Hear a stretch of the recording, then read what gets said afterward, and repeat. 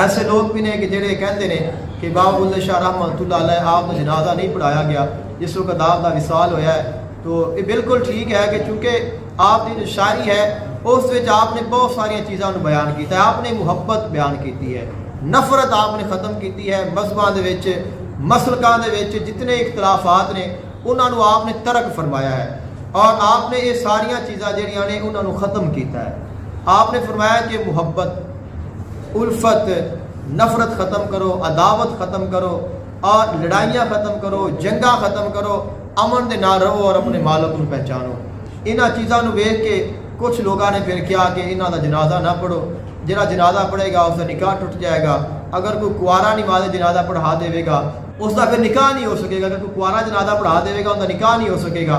لیکن بالآخر قصور دے بہت بڑے ایک عظیم بڑی مسجد دے امام قاضی حافظ سید زاہد حمدانی رحمۃ اللہ علیہ سید زادے نے کہ بہت بڑی مسجد دے بہت بڑے امام سید زادے انہوں نے ہی پھر آپ کی نماز جنازہ پڑھائی.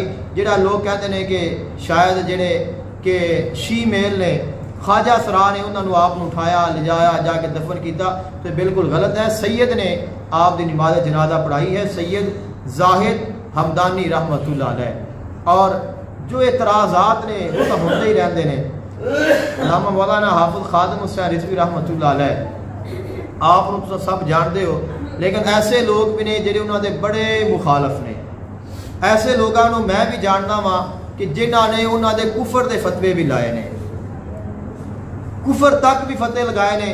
ایسے لوگ بھی نے کہ جنہوں نے کیا کہ جیڑا انہوں دا جنازہ پڑھ لے گا اس دا اپنا نکاح ٹوٹ جائے گا, یعنی کہ بالکل اس طرح دے ہی فتوے.